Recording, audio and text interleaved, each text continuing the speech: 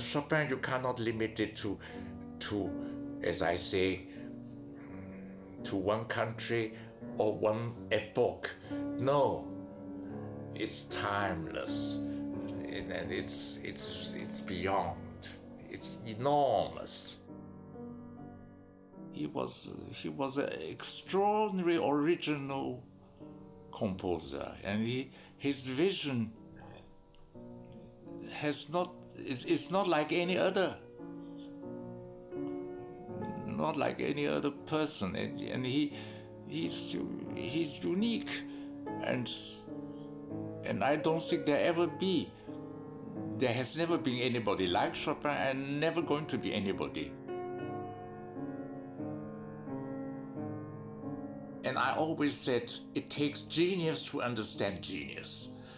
Ordinary people always try to pull the genius down to their level. They don't understand the composer. There are a lot of imitators, but nobody is Chopin. He is unique.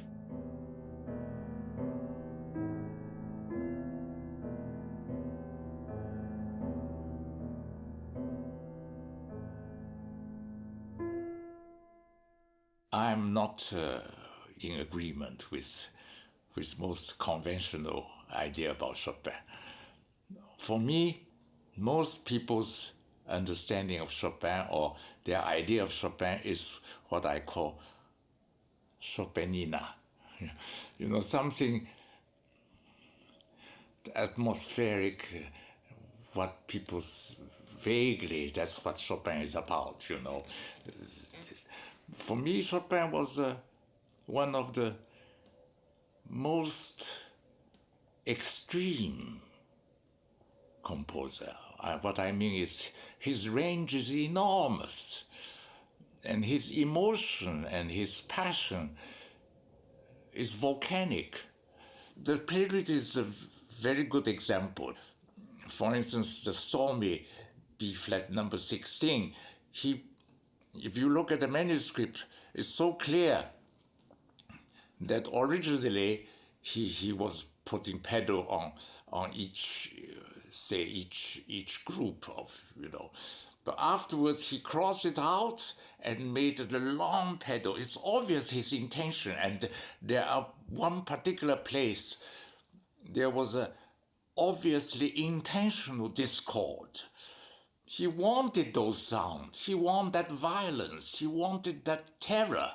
He wanted that so people get frightened. His music should have that quality, not only just being beautiful.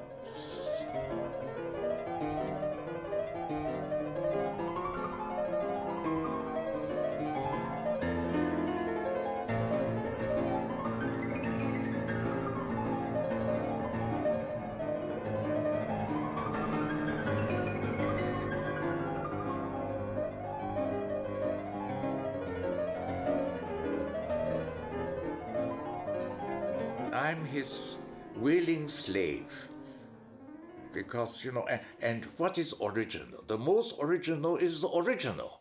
Chopin is the most original. And the incredible thing, what he did already in his writing, there is all the originality. One doesn't have to impose anything. One just have to understand it, to decipher it. Sometimes it's puzzling. For instance, in the Prelude, there is, I don't know how to, just a minute, I look at the music, it's better.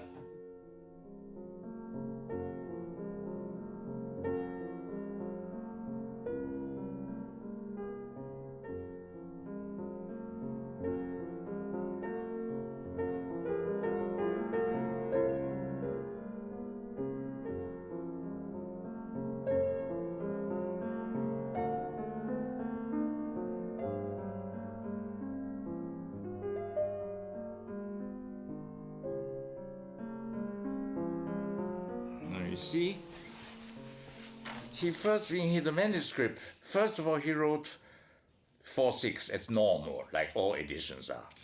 Then he crossed it out, put in 2/3, which is of course impossible. How do you make this into 2/3? So far no edition. But Chopin, he was not an idiot.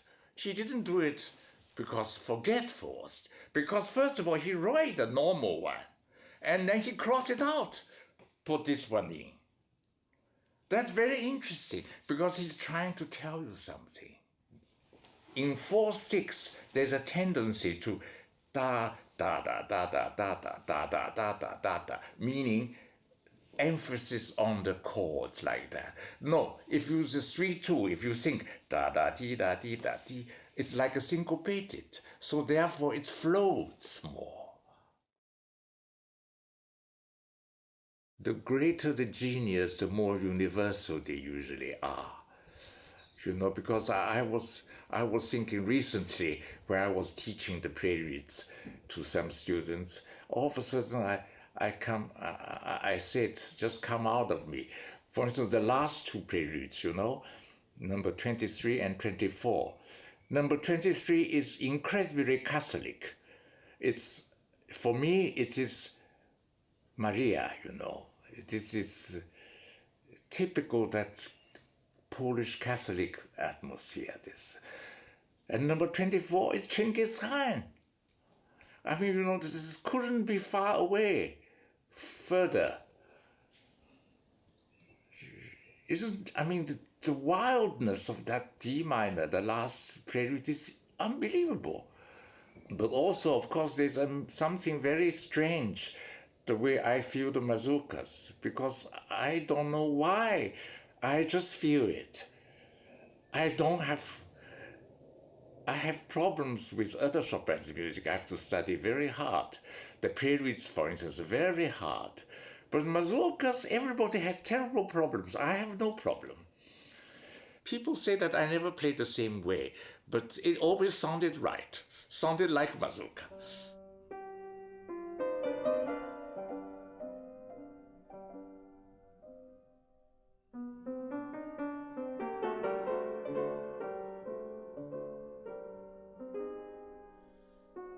I don't really like to talk about myself, not really. When I look back, I must have played very poorly. My understanding is very shallow compared. I think now my understanding is very, very different. I have forever struggling with those things, and I keeping on after a few years, taking it back, see maybe I managed to do it better now. But I'm not managing any better. I'm getting older and everything is more difficult. But still, I don't give up. I just want to keep on digging at the truth.